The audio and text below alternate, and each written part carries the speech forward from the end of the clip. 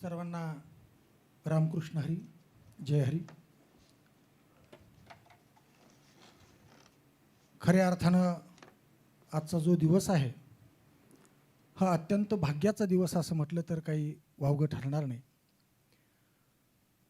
जगद्गुरु संतश्रेष्ठ तुकाराम महाराज म्हणतात की भाग्याचा उदय ते हे जोडी संत पाय, तेथून या नठवू माथा मरणा वाचुणी सर्वथा. याचं कारण असं आहे की ज्या साखरे घराण्यांनी संपूर्ण मानव जातीवरच नवे नवे तर वारकरी संप्रदायावर अनंत उपकार असे केलेले आहेत, अशा साखरे घराण्यातील एक विद्वत तत्वज्ञ ज्यांचा वेदांताचा खूप अभ्यास आहे, जिज्ञासू आहेत, साधक आहेत, नम्र आहेत, असं अत्यंत अष्टपैलू असणारं व्यक्तिमत्व म्हणजे आज ज्यांची मुलाखत या ठिकाणी आपण श्रवण करणार आहात, आमचं आदरस्थान हृदयस्थान प्रातस्मरणीय असणारे डॉक्टर ॲडव्होकेट यशोधन महाराज साखरे. मायबापा हो, खऱ्या अर्थानं तुम्ही म्हणाल की साखरे संप्रदायांचं नेमकं काय योगदान आहे. जर आपण थोडंसं जर पाठीमागून जाऊन जर बघितलं, मागे वळून जर आपण पाहिलं तर विनायकम गुरुम नवमे साखरे नाम विश्रुतम येशाम चरण सानिध्यात जीवा मुक्ता भवंती. ही जी परंपरा आहे ही फार मोठी परंपरा आहे. विचारसागर नावाचा ग्रंथ असेल तर तो ग्रंथ मराठीमध्ये नेण्याचं काम, त्या ग्रंथावर चिंतन मनन करण्याचं काम आणि सुंदर अशा सुटसुटीत सोप्या प्रक्रिया मांडण्याचं काम जर कोणी केलं असेल तर ते साखरे घराण्यांनी केलेलं आहे. वारकरी संप्रदायामध्ये ज्ञानेश्वरीवरची प्रवचनं जर कोणी केली असेल तर त्या प्रवचनांची सुरुवात देखील दादा महाराजांनी केलेली आहे, साखरे घराण्यांनी केलेली आहे. हे आपल्याला विसरून जमणार नाही. आणि म्हणून खऱ्या अर्थानं नाना महाराज साखरे असेल, दादा महाराज साखरे असतील, किसन महाराज असतील, यशोधन महाराज असतील, चिदंबरेश्वर महाराज असतील, ह्या सगळ्या महात्म्यांचं जे योगदान आहे हे योगदान वारकरी संप्रदायासाठी, तुमच्या आमच्यासाठी फार मोलाचं योगदान आहे, महत्त्वाचं आहे. आणि म्हणून महाराजांचे वडील आपण जर बघितले तर अत्यंत अभ्यासू अशा वृत्तीचे होते. पुणे विद्यापीठाने त्यांना डॉक्टरेट डिलीट पदवी देऊन त्या ठिकाणी गौरवित केलेलं आहे. त्याचबरोबर 135 ग्रंथ किसन महाराजांच्या नावावर त्या ठिकाणी आहेत. त्यांची कीर्तनं, त्यांची प्रवचनं आज उभ्या महाराष्ट्राला जर पाहिलं तर सगळ्यांना ज्ञात आहे. म्हणजे साखरे महाराज, साखरे परंपरा माहीत नाही असा संप्रदायामध्ये एकही माणूस शोधून सापडणार नाही. खऱ्या अर्थानं हे फार मोठं योगदान आहे. आणि अगदी त्यांच्याच पावलावर पाऊल ठेवून आज ज्यांच्याकडं प्रति किसन महाराज म्हणून, प्रति नाना महाराज म्हणून, प्रति दादा महाराज म्हणून उभा महाराष्ट्र बघतोय, सगळ्यांचं जे हृदयस्थान आहे, जे साधक हृदय सम्राट आहे असं म्हटलं तर काही वावगं ठरणार नाही. आजचे यशोधन महाराज साखरे कीर्तनाच्या प्रवचनाच्या माध्यमातून त्यांनी या ठिकाणी उभ्या महाराष्ट्रामध्ये जागृती करण्याचं काम केलेलं आहे. ज्या वेळेला कोरोनाचा काळ होता त्यावेळेला साधक आश्रमामध्ये दररोज चालणारे विचारसागराचे पाठ आजही बंद नाही आणि कोरोनाच्या काळातही बंद नव्हते. कारण ते ऑनलाईन पद्धतीने आम्ही स्वतः आदरणीय कुमावत सर असो, मी असो किंवा महाराष्ट्रातले अनेक जे साधक वर्ग आहे ते पाठ त्या ठिकाणी श्रवण करत होता. आणि आजही यूट्यूबवर जर आपण पाहिलं तर यशोधन महाराज अनेक ठिकाणी व्याख्यानं दिलेले आहेत. याचबरोबर नासदीय सूत्र असेल, भजगोविंदम असेल, अनेक प्रकारच्या मुलाखती असेल आणि फक्त अध्यात्म क्षेत्रामध्येच नाही तर कॉलेजमध्ये जाऊन महाविद्यालयीन तरुण तरुणींना सुद्धा मार्गदर्शन करण्याचं काम आदरणीय महाराज या ठिकाणी करतात. म्हणून असं अलौकिक महत्त्व असणारे आदरणीय महाराज आज आपल्याला मुलाखतीसाठी त्यांनी या ठिकाणी वेळ दिलेला आहे. खऱ्या अर्थानं ही जी गर्दी, महाराज तुम्हाला सांगू इच्छितो की गर्दी या ठिकाणी जी जमलेली आहे आपला आणि गुरुवर्य महाराजांचा फार मोठा साधक वर्ग जालना जिल्ह्यामध्ये आहे. मुद्दामून आवर्जून जर नामोल्लेखच करायचा असेल तर ज्ञानेश्वर महाराज दुसाणे असतील, आपल्या जालन्यामध्ये अर्जुन महाराज सुराशे असतील, सगळे सुराशे महाराज मंडळी जे आहेत हे सगळे आपले साधक मंडळी आहेत. आणि म्हणून ही प्रेरणा जी आहे ही प्रेरणा आपल्यामुळेच अध्यात्मामध्ये या ठिकाणी जालना जिल्ह्याला मिळालेली असं म्हटलं तर काही वावगं ठरणार नाही. म्हणून आज आम्ही या ठिकाणी आपल्या येण्यानं भाग्यवान झालेलो आहोत. एक कवी असं म्हणतो की महाराज आपण आलात, तुमचं प्रेम आणि माया लाभणं याहून अधिक भाग्य आमचं नाही. तुमचं प्रेम आणि माया लाभणं याहून अधिक भाग्य आमचं नाही. महाराज तुमच्या कर्तृत्वाची सान जरी झिजली तरी तुम्ही चंदन बनायचं सोडणार नाही, तरी तुम्ही चंदन बनायचं सोडणार नाही. चंदनासारखा महात्मा आज आपल्याला ऐकायला मिळतोय. म्हणून सगळ्यांनी आपले प्राण कानामध्ये ऐकून आणून त्या ठिकाणी श्रवण करावं हीच विनंती मी कुमार सरांना विनंती करतो की आपण मुलाखतीला सुरुवात करावी. धन्यवाद बाबा. खरं म्हणजे मानसिक स्वास्थ्य आणि संत विचार हा विषय आपल्या मुलाखतीचा आहे. 10 ऑक्टोबर रोजी जागतिक मानसिक आरोग्य दिन असतं. त्यानिमित्ताने मानसशास्त्राचे विभाग प्रमुख आमच्या डॉक्टर देवरे मॅडम यांच्या नेतृत्वाखाली आम्ही फार मोठा कार्यक्रम केला. कारण आज संत साहित्य आणि मानसिक स्वास्थ्य या विचारावर विचार करण्यापूर्वी मानसिक आरोग्याची स्थिती ही अतिशय चिंताजनक आहे. पूर्वीच्या काळी ती कशी होती माहीत नाही, पण कोरोनानंतर आकडेवारी जर आपण वर्ल्ड हेल्थ ऑर्गनायझेशनचं पाहिले तर अतिशय भयानक आकडेवारी आहे.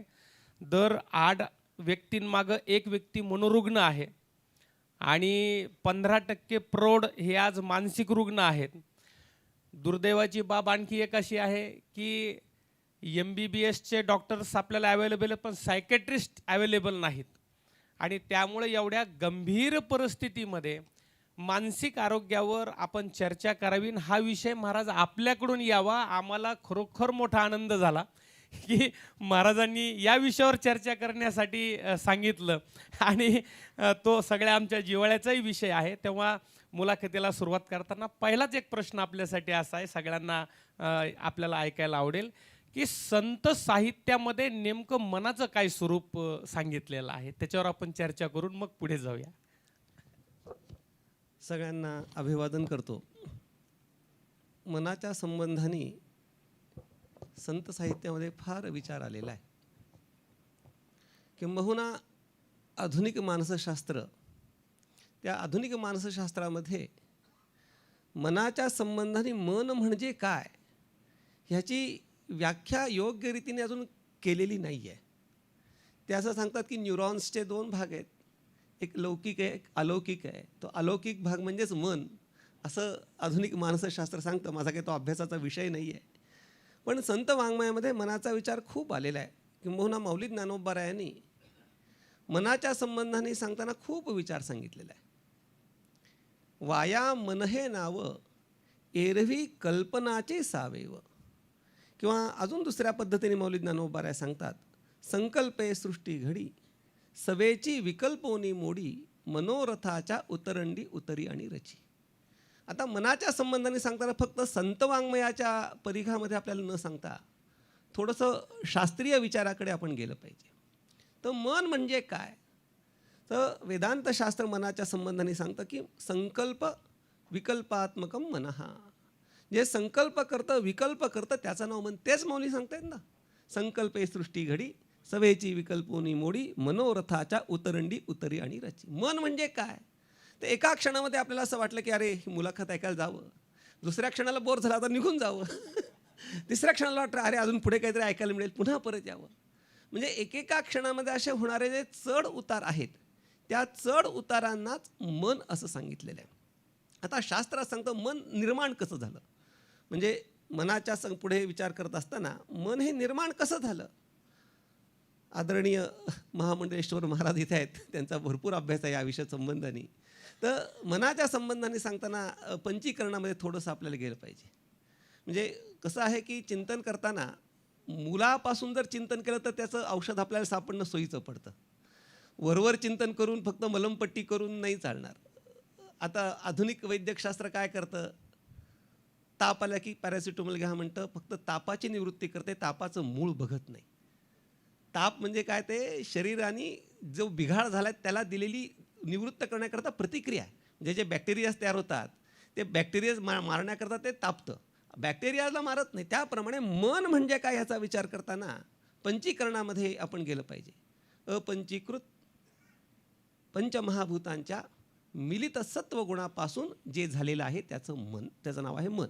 मग हे आता पंचीकरणामध्ये आपण जास्त सखोल जायला नको, कारण की तो विषय खूप वाढत जाईल आणि थोडासा कसं आहे की कंटाळवाणा होण्याची शक्यता आहे. कारण की शास्त्रीय अभ्यासात आम्ही मुलांना लहान करतो.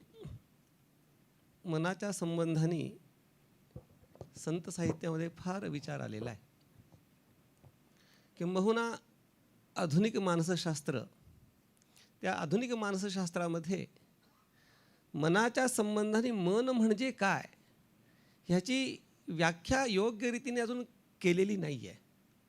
ते असं सांगतात की न्यूरॉन्सचे 2 भाग आहेत, एक लौकिक आहे, एक अलौकिक आहे. तो अलौकिक भाग म्हणजेच मन, असं आधुनिक मानसशास्त्र सांगतं. माझा काही तो अभ्यासाचा विषय नाही आहे.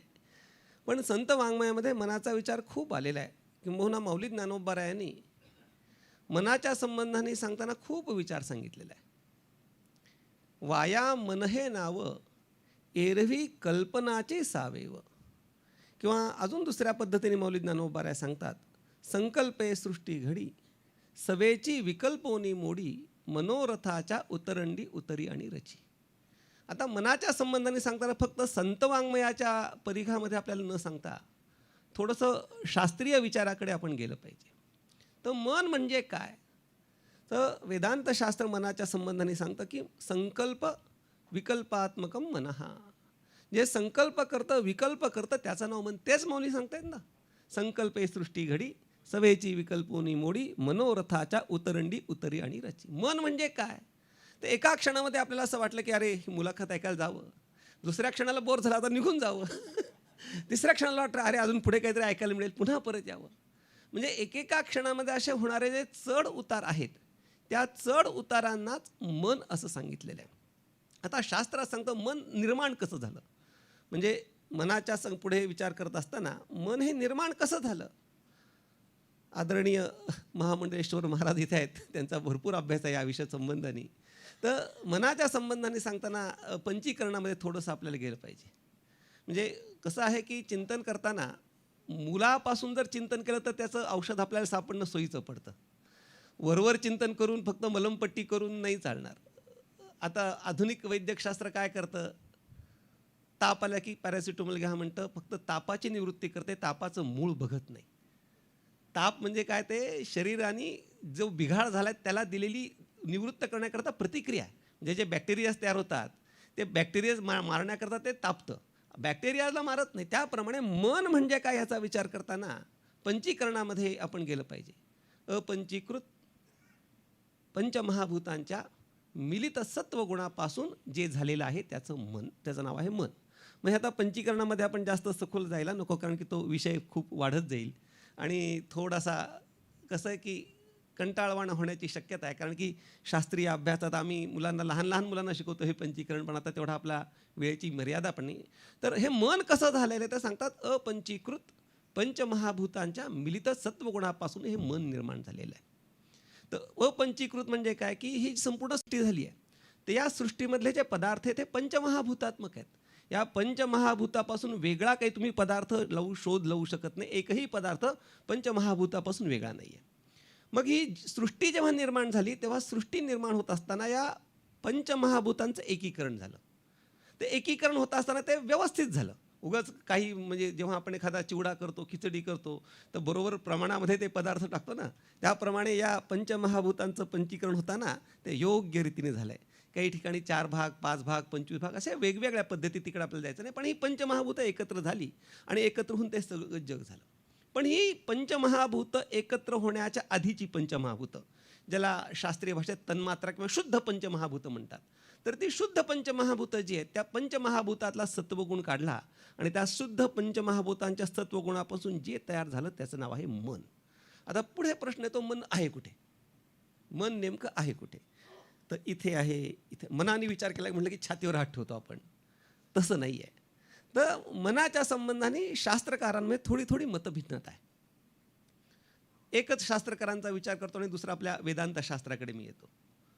तर नैयायिकांच्या मताप्रमाणे मन हे अणुपरिमाण आहे, म्हणजे अत्यंत सूक्ष्म आहे. पण आपलं वेदांत शास्त्र सांगतं की मन हे मध्यम परिमाण आहे. तर मध्यम परिमाण म्हणजे काय की हत्तीच्या शरीरात हत्ती एवढं आणि मुंगीच्या शरीरात मुंगी एवढं आणि आपल्या शरीरात आपल्या एवढं, म्हणजे मन हे पूर्ण शरीरभर आहे.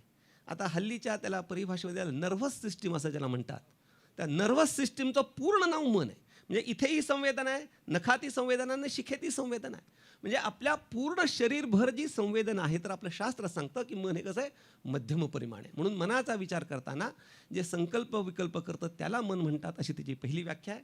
ते मन हे निर्माण झाले हे अपंचीकृत पंचमहाभूतांच्या मिलित सत्वगुणापासून किंवा सत्वंशापासून झाले आणि मन हे आपलं पूर्ण शरीरभर आहे, असा त्या मनाचं स्वरूप आहे.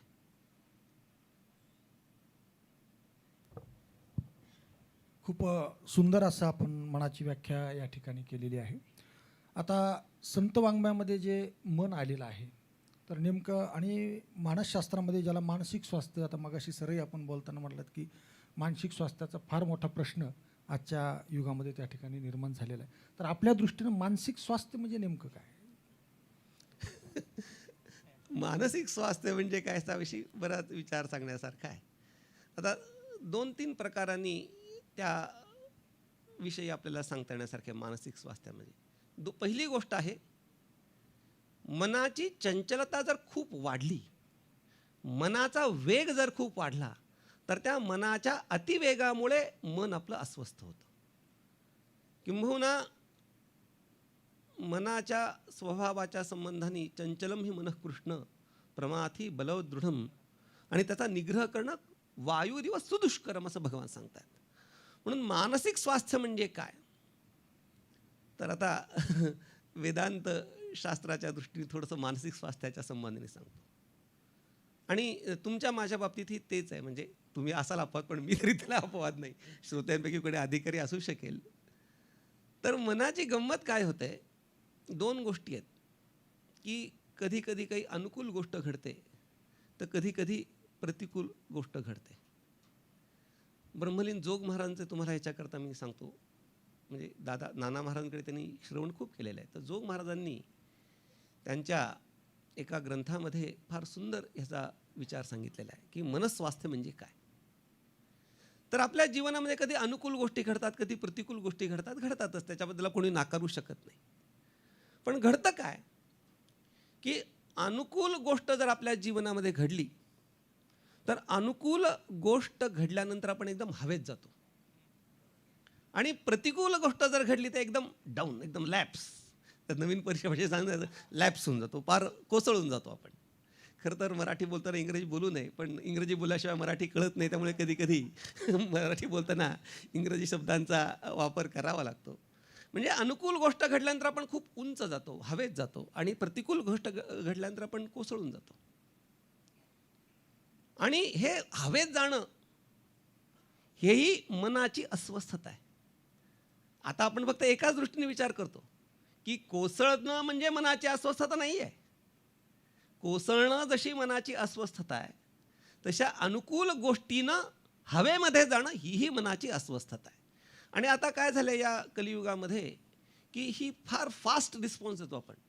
हवेतही खूप पटकन जातो आणि कोलॅप्सही खूप पटकन होतो.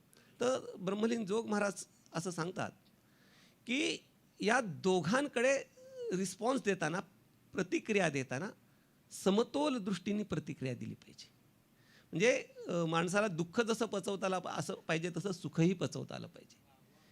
तर काही लोक जसं टेन्शनमुळे मरतात, तसे काही लोक हर्षवायूनेही मरणार आहेत. म्हणजे वस्तुस्थिती आहे.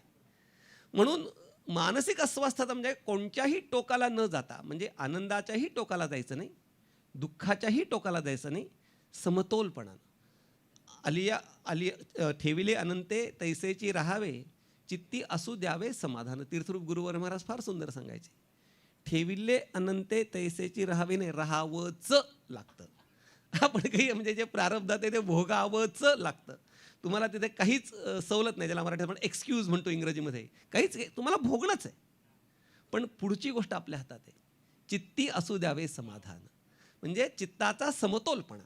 म्हणजे अस्वस्थता म्हणजे काय की एका टोकाला न जाता एकदम एक्स्ट्रीम, अत्यंत विरुद्ध टोकाला जाणं ही मनाची अस्वस्थता आहे.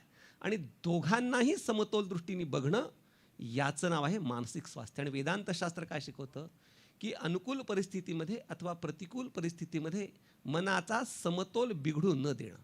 म्हणजे डोंबारी जसं चालतो त्या ह्याच्यावरती, दोरीवरती, आणि दोरीवर चालताना जसं बॅलन्स ठेवतो, तसा मनाचा बॅलन्स, मनाचा समतोलपणा ठेवणं हे खरं स्वस्थ मनाचं लक्षण आहे. आता मलाही घडतं तसं, आनंद होतो, कधी दुःख होतं, प्रत्येकाला घडतं. पण हे घडल्यानंतर आपलं त्या क्षणाला तर आपण काही करू शकत नाही, पण पुढच्या क्षणाला आपण विचार केला पाहिजे की आपण कुठेतरी वाहत चाललोय बरं का, थांबलं पाहिजे. खाली जातानाही तो विचार केला पाहिजे आणि वर जातानाही तो विचार केला पाहिजे. ह्याचं नाव आहे स्वस्थ मन. आणि अस्वस्थ मन म्हणजे कुठल्याही टोकाला जाणं, याचं नाव आहे अस्वस्थ मन. खूप सुंदर विश्लेषण केलं महाराज. मला वाटतं भगवद्गीतेमध्ये पण सांगितले सुखदुःख समे कृत्वा सुख लाभा दुःख लाभो जया जयो. जयो. त्याच्यात थोडासा एक चिंतनीय भाग आहे. एकदम योग्य तुम्ही सांगितलं संदर्भ. सुख दुःखे समे कृत्वा. ह्याच्यामध्ये मी तीर्थरूप म्हणजे कसं आहे की गुरुवर्य महाराज जेव्हा, म्हणजे माझं परम भाग्य असं आहे आणि मानसिक स्वास्थ्याच्या दृष्टीने तुम्हाला सांगतो की आपल्या गुरुजवळ आपल्याला मोकळं होता आलं पाहिजे. आपल्या गुरुजवळ आपण मोकळं होऊ शकलो नाही तर आपल्यासारखा दळभद्री कोणी नाही. स्पष्ट शब्द आहे जरा. पण गुरुवर्य महाराज आम्हाला नेहमी सांगायचे, मी जेव्हा व्यासपीठावर आहे ना तेव्हा वडील गुरु म्हणून माझा काही मान ठेवायचा नाही, तुला जे मनात येईल ते विचारतो. त्याच्या आणि खाली उतरला ना मग वडील म्हणून माझं तू आई, गुरु म्हणून पाया पड, पण व्यासपीठावर तू मला काही भिडभाड ठेवायचे नाही. मग गुरुवर्य महाराजांचं ह्या श्लोकाचं चिंतन चाललं होतं. गुरुवर्य महाराज सांगितलं सुख दुःखे समे कृत्वा लाभा लाभो जया जयो. आता सुख दुःख समे कृत्वा म्हणजे काय? सुखाला दुःखाच्या समान करायचं का दुःखाला सुखाच्या समान करायचं? म्हणजे एक दोन खाली वर जर असेल तर वरच्याला तरी खाली आणलं पाहिजे किंवा खालच्याला तरी वर नेलं पाहिजे. मग सुख दुःखे समे कृत्वा म्हणजे नेमकं काय? सुखाला दुःख करायचं का दुःखाला सुख करायचं? शक्य नाही आहे. कारण एक सुख हे स्वरूप आहे आणि दुःख हे अनिर्वचनीय उत्पन्न होणार आहे. मग सम कसं करता येतं? तर तीर्थरूप गुरुवर्य महाराजांनी त्याला उत्तर दिलं असं की सुख आणि दुःख हे दोघंही माया कार्य असल्यामुळे त्या दोघांनाही तू मिथ्या समज, असं त्या सुख दुःखे समे कृत्वा लाभा लाभो जया जयो असा त्यातला भाव आहे. वा, अप्रतिम अगदी. खरं म्हणजे वेदाचे जे 4 भाग आपण करतो, हो याने संहिता, ब्राह्मण, आरण्यक आणि उपनिषद, हो त्यातला 4था भाग उपनिषद असल्यामुळे त्याला आपण वेदांत म्हणतो. त्या उपनिषदांचे अनेक उपनिषद आहेत. त्यात ब्रह्मबिंदू उपनिषद आहे. त्यात एक श्लोक इतका सुंदर आलाय, मन एवं मनुष्याणाम कारणम बंध मोक्षयोः बंधाय विषयासक्त मोक्षे निर्विषयम स्मृतम. बरोबर. म्हणजे सुख आणि दुःख, म्हणजे मोक्ष म्हणजे सुख, मोक्ष म्हणजे सुख आणि बंध म्हणजे दुःख, असं जर आपण घेतलं तर त्याचं कारण मन सांगितलेलं आहे. मग आता काय नेमकं केलं पाहिजे आपण त्या मनाच्या माध्यमातून की जेणेकरून सुख मिळेल आणि दुःख नाहीसं होईल? मन माऊली सकळांची असं तुकोबारा सांगतात, मन गुरु आणि शिष्य वगैरे वगैरे. तर आता सुख कसं मिळतं, दुःख कसं मिळतं, बंध काय, मोक्ष काय? तर बंध आणि मोक्ष आता आपण सांगितलं की विषयासक्ती हे बंधाला कारण आहे आणि मोक्षाला कारण निर्विषय म्हणजे निर्वासन होणं, वासनेची समूळ निवृत्ती करणं हे मोक्षाकडे घेऊन जाणार आहे असं आपण आता सांगितलं. तर मोक्ष आणि बंध हे दोघंही मनावर अवलंबून आहेत. कसं काय ते सांगतो. आता सर्व किंवा संत वाङ्मय असो, उपनिषद असो, उपनिषद म्हणजे वेदच, वेदापेक्षा उपनिषद वेगळं नाही आहे, वेदच म्हणजे उपनिषद आहे. त्याच्यामध्ये काही वेगळेपणा नाही आहे. वेदाचा फक्त शेवटी आला आहे म्हणून त्याला उपनिषद असं, वेदांत असं त्याला म्हटलं जातं. तर या सगळ्या वेदोपनिषद असतील, संत वाङ्मय असेल, या सगळ्यांनी जो केलेला उपदेश आहे तो मनाला केलेला उपदेश आहे.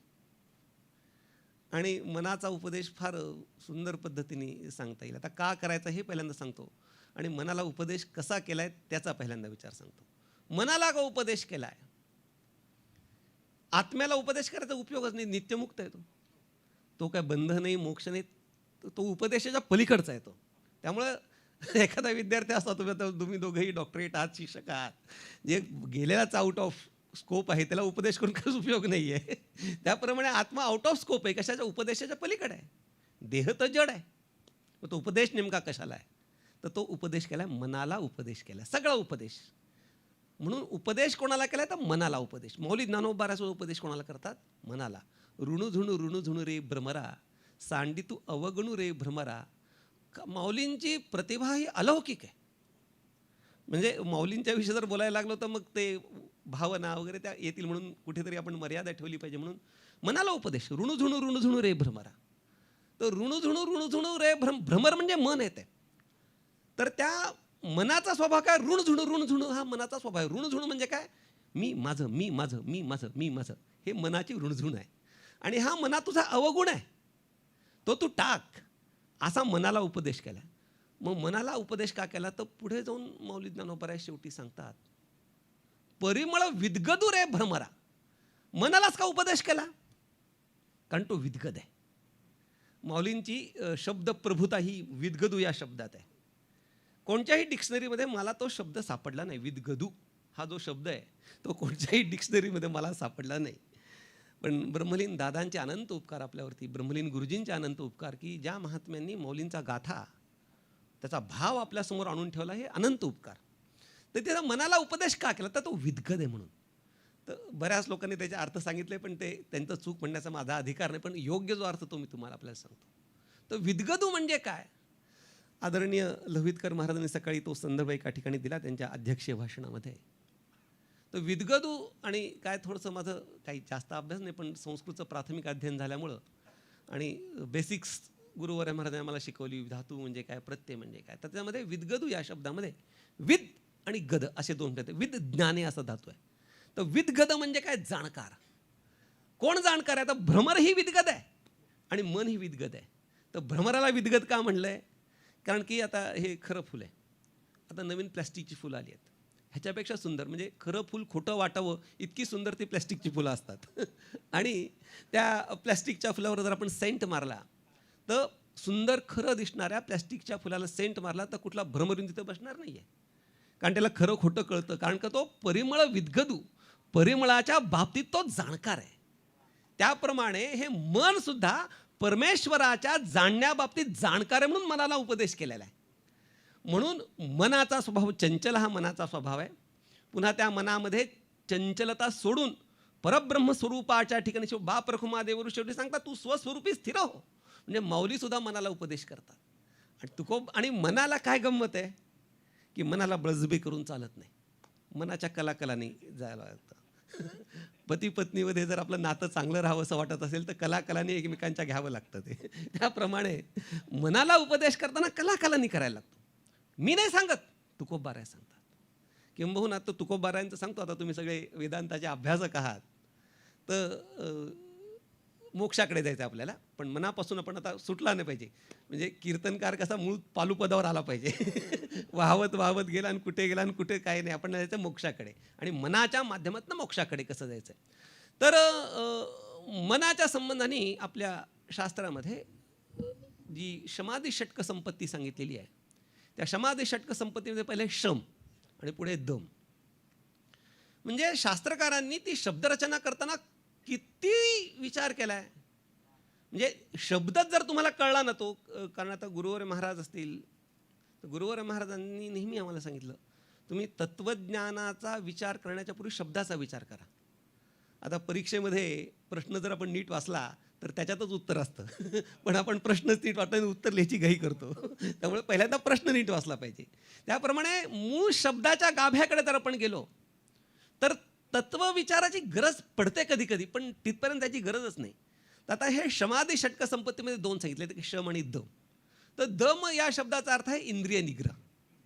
ते दम हा शब्द दमनापासून, दमन, दमन म्हणजे दम, दम भरणं वेगळं आणि दमन करणं वेगळं आहे. तर पोलीस दमन करतात, दमन करतात म्हणजे निग्रहाने बळजबरीने करतात ते. तर इंद्रियांचं असं आहे की इंद्रियांचं आपण दमन करू शकतो, बळजबरी इंद्रियांना करू शकतो. समजा आता मी ठरवलं इथनं उठायचंच नाही, किती पाय दुखू दे, इथंच बसायचं, असं जर बसणार नाही मी, वेळ झाली की जाणार आहे, काही चिंता करू नका. तर दमन म्हणजे इथंच बसायचं मी हट्टाने ठरवलं तर होऊ शकतं. म्हणून इंद्रियांना बळजबरी केलेली चालते. जी पंच इंद्रिय आहेत, कर्मेंद्रियांना, तर कर्मेंद्रियांना बळजबरी केलेली चालते, पण मनाला बळजबरी केलेली चालत नाही. म्हणून मन शमन आहे. शमन म्हणजे शांत, शांत करत एकाला बळजबरी चालते आणि मनाला मात्र बळजबरी. शमन म्हणजे काय, शांत करणं. म्हणून मनाला बळजबरी चालणार नाही. आता मी सांगितलं आपला कार्यक्रम संपला की ते उजवा कोपरा आहे ना, तिथं कोणी बघायचं नाही, तसंच बाहेर पडायचं, असं जर मी सांगितलं, तुम्ही जाणार नाही, पण तुमच्या मनात तरी येईल तिथं जायचं. म्हणजे मग मनाची गंमत अशी आहे की जे सांगितलं ना ते करत नाही. म्हणून मनाच्या कलाकलाने गेलं पाहिजे आपण. म्हणजे मनाला बळजबरी करायची नाही, मनाच्या कलेनं म्हणजे मनाला शांत करून. शमन म्हणजे बघा, तिथं दम इथं शम नाही. आता व्याख्या आपल्याला पाठ करायला लागतात. हे जर आपल्या लक्षात आलं तर पाठ करायची गरजच नाही ना. मनाला काय करायचं, शांतपणे त्याच्या कलाकलांनी जायचं. तुकोबाराय सांगतात त्या मनाला पंढरपूरच्या वारीला जायचं. मग तुकोबाराय मनाला म्हणले चला पंढरपूरला. मन म्हणलं मी नाही येत. मग तुकोबाराय म्हणले की अरे चल ना बाबा, असं नको करूस. मना ऐक करी म्हणे मी जाईन पंढरी, उभा भीमा तरी देखे न सावळा. मनाच्या कलाकलेने सांगतात. मग तिथे गेल्यावर म्हणतात आता कोठे धावे मन तुझे चरण देखल्या, भाग गेला शीण गेला. पण तिथपर्यंत नेताना त्याच्या कलानी नेलं पाहिजे. म्हणून मना एक करीत. समर्थ रामदास स्वामींचा आता उल्लेख झाला. समर्थ रामदास स्वामी मना सज्जना भक्तिपंथेची जावे, तरी श्रीहरी पावी देतो स्वभावे. सज्जन आहे का मन हो? मनासारखं दुर्जन कोणीच नाहीये. मग तरी तुको समर्थ रामदास स्वामी म्हणाला काय म्हणतात, मना सज्जना, हे सज्जन म्हणा तुष्ट तू दुर्जन न्यायाने. म्हणजे मनाला सज्जन म्हटल्याशिवाय ते मन ऐकणार नाही. म्हणून त्या मनाला सज्जना, गुरुवर महाराजांचा आवडता शब्द होता, सज्जन ये बाबा. म्हणजे कोणी आला की गुरुवर म्हणे सज्जना ये बस इथे, तर मनाला सज्जन नाही म्हणत आहेत. तर मनाला सज्जन का म्हणतात, त्या मनाच्या कलाकलाने जायचं. म्हणून हा सगळा उपदेश कोणाला आहे, तर मनाला उपदेश आहे. म्हणून त्याच्या कलाकलानं आपल्याला त्या मनाला त्या चैतन्यापर्यंत घेऊन जायचं आहे. हा म्हणजे मनाला चैतन्यापर्यंत घेऊन जाऊन मनाला चैतन्य स्वरूप करणं म्हणजेच मोक्ष आहे.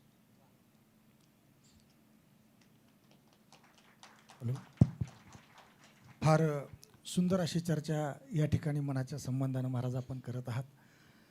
खरं तर आजच्या ह्या तणावपूर्ण अशा युगामध्ये जर आपण पाहिलं तर वेदांत असेल, विचारसागर असेल, पंचीकरण असेल, असे अनेक जे ग्रंथ आहेत, तर हे ग्रंथ श्रवण केल्याच्या नंतर आपल्यालाही त्याच्यामध्ये निवृत्तीकडं आपली जशी वाटचाल व्हावी असं त्या ठिकाणी होतं. परंतु आजकाल कुणालाच समाधान लाभत नाही. म्हणजे तणावपूर्ण जीवन प्रत्येकजण जगतोय, त्याच्या पाठीमागचे अनेक कारणं आपल्याला सांगता येतील. पण या तणावपूर्ण जीवनामधून संत वाङ्मय जे आहेत ते उपाय कोणते सांगतात, किंवा आत्यंतिक दुःखाची निवृत्ती आणि परमानंद सुखाची प्राप्ती ह्या तणावपूर्ण जीवनामध्ये कशी शोधता येईल, ती त्याच्या काही प्रेरणा संत वाङ्मयात कुठे आढळतात असं आपल्याला वाटतं? सांगतो. आता अनेक गोष्टी आधुनिक मानसशास्त्र, संत वाङ्मयाच्या दृष्टीने आपल्याला विचार करण्यासारख्या आहेत. तर 2-3 गोष्टी अत्यंत महत्त्वाच्या. आता एक लौकिक गोष्ट सांगतो आणि मग आपण संत वाङ्मयाकडे जाऊ. मन कुठेतरी मोकळं करता आलं पाहिजे. सगळ्यात महत्त्वाची गोष्ट, मन मोकळं करता आलं पाहिजे. असा एक तरी खांदा आपल्या आयुष्यात पाहिजे की ज्याच्यावर आपण डोकं ठेवून रडू शकतो. असा एक तरी खांदा आपल्या आयुष्यात असला पाहिजे. आणि दुर्दैव असं आहे की तसा खांदा आता राहिलेला नाही. हे दुर्दैव आहे. आता तुम्ही सगळे मोठे लोक आहात. जग आता आपला तेवढा मोठा अधिकार नाही, पण समजतात लोक, आपल्याला चांगलं समजतात. आपण चांगले आहोत का नाही. आपलं जर मन उघडलं, मन जर कोणाला दिसायला लागलं तर कोणीही 1 मिनिट पण या सभागृहातला थांबणार नाही माझ्यासमोर तरी. एवढं मन घाण आहे आपलं. पण एक तरी असा खांदा पाहिजे की ज्याच्या खांद्यावर आपण डोकं ठेवून रडू शकतो. पण काय होतं की सगळ्यामध्ये मोठा जो त्रास आहे तो जे उच्च अवस्थेला आहेत समाजामध्ये, ज्यांना मोठं आहेत का नाही हा गोष्ट भाग वेगळा आहे. पण समाजामध्ये ज्यांना मोठं समजलं जातं ना, त्यांना फार मोठा त्रास आहे. की कारण की काय होतं, सगळा समाज त्यांच्या खांद्यावर डोकं ठेवून रडतो, पण त्यांना एकही खांदा असा नसतो की जिथे मी डोकं ठेवून रडावं. आम्ही 24 तास महाराज नाही आहे. आम्ही 24 तास महाराज नाही आहे. आपल्यालाही कुठेतरी मन मोकळं करता आलं पाहिजे. म्हणून पहिली गोष्ट काय की आपल्याला मन मोकळं करता आलं पाहिजे. ना दुर्दैव काय आहे की मन मोकळं करावं अशी लोक राहिलेली नाही आहेत. कोणाजवळ मन मोकळं करावं.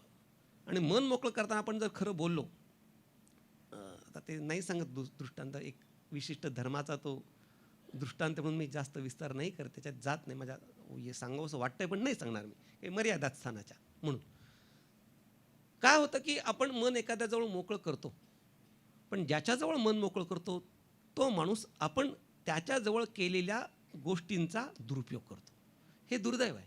म्हणजे आपण एखाद्याच्या जवळ सांगायचं की मला असं एका विषयी वाटतंय, तो त्याला जो सांगणार अरे हा मला असं म्हटला, हे दुर्दैव आहे. म्हणजे पहिले गंमत अशी झाली की या कलियुगामध्ये आपण कोणाजवळ मन मोकळं करावं असं कोणी लोक राहिलेले नाही आहेत.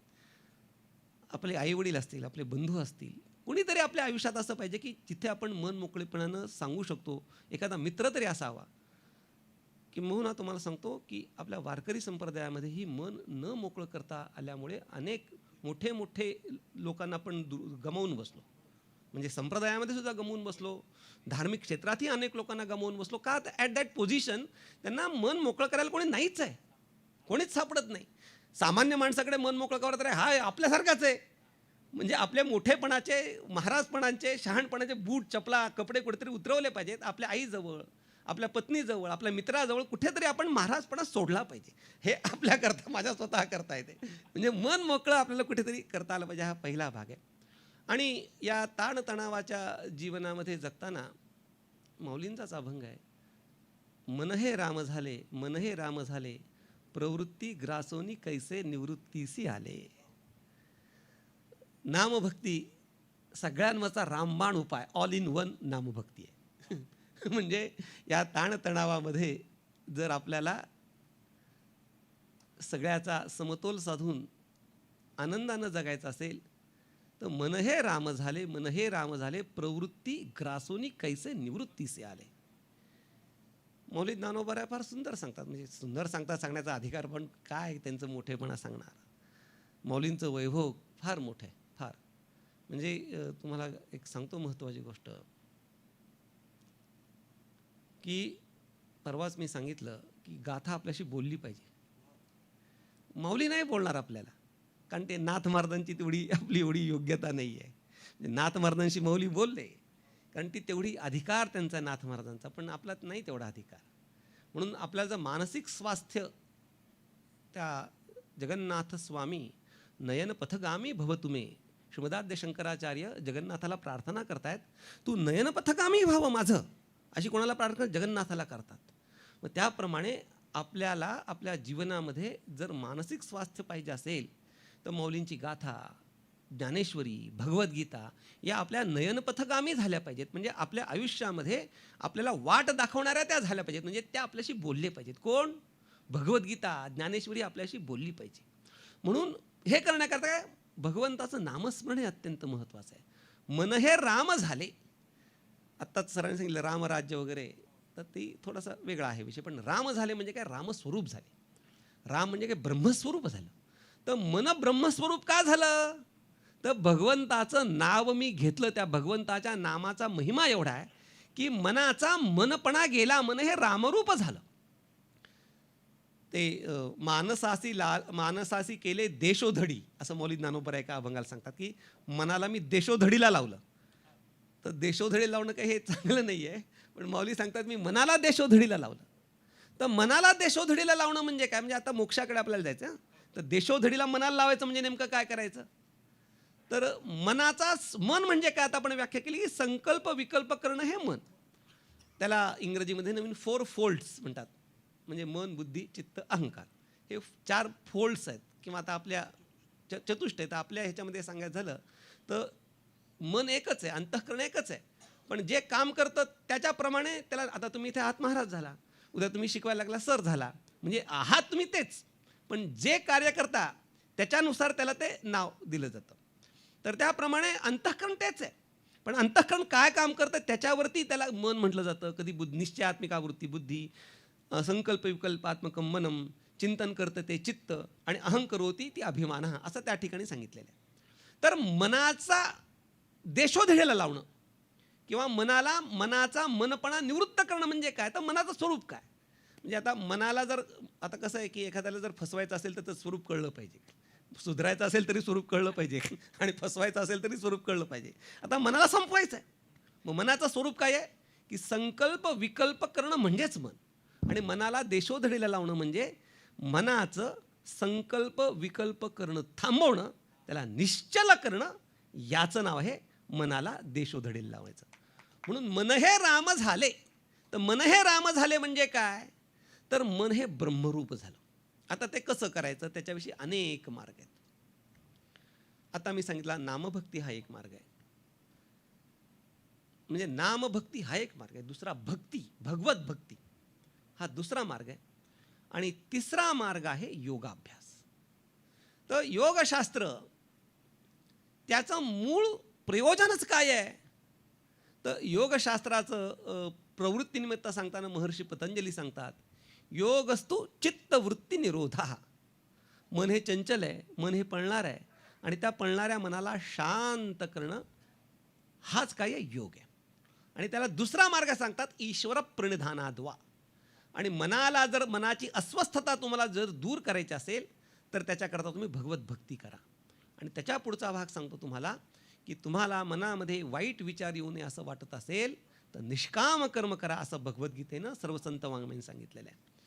आता 2-3 गोष्टी सांगण्यासारख्या आहेत. पहिली गोष्ट आहे सिम्पथी, दुसरी गोष्ट आहे एम्पथी, आणि तिसरी गोष्ट आहे अल्ट्रिझम. या 3 गोष्टींचा विचार या मनाबाबतीत करणं गरजेचं आहे.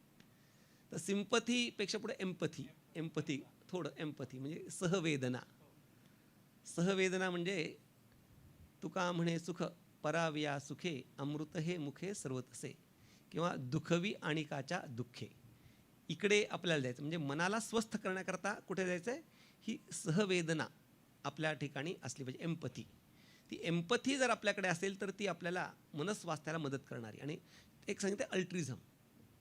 अल्ट्रिझम म्हणजे काय की प्रत्युपकार निरपेक्षतेने केलेला जो उपकार, त्याचं नाव आहे अल्ट्रिझम. म्हणजे आधुनिक शास्त्र सांगतं की म्हणजे निष्काम कर्म. तर म्हणजे एखाद्याला जर आपण मदत करतो, कशी करतो? त्याने मला काहीतरी दिलं पाहिजे, निदान थँक्यू तरी म्हटलं पाहिजे एवढं तरी आपल्या मनामध्ये भावना असते. पण तेवढीसुद्धा भावना न ठेवता उपकार करणं हे या मनस्वास्थ्याकरता, म्हणजे मी म्हणजे आपलं संत वाङ्मय सांगतं असं नाही, नवीन जे मानसशास्त्र आहे, आधुनिक मानसशास्त्र, त्याच्यामध्ये सुद्धा हा विचार आलेला आहे. म्हणून या सर्व पद्धतीने विचार करताना मनाला जर आपल्याला स्वस्थ करायचं असेल तर मनस्वास्थ्याकरता एम्पथी, सिम्पथी, अल्ट्रिझम, निष्काम कर्म या गोष्टी अत्यंत महत्त्वाच्या आहेत. त्या मन हे राम झाले, मन हे राम झाले या अभंगामध्ये शेवटी मौली ज्ञानोबा राय सांगतात, बाप रखुमा देवीरू विठ्ठले, माझे मी पण हरवले. मग ह्या सगळ्या मनाच्या अस्वस्थतेचं मूळ कशात आहे? तर मी पणात आहे. इगो म्हणजे थोडं सांगायचं झालं तर मी महाराज आहे, मी कीर्तनकार आहे, मी मोठा आहे, मी शहाणा आहे, मी अमुक आहे तमुक, हा इगो नाही.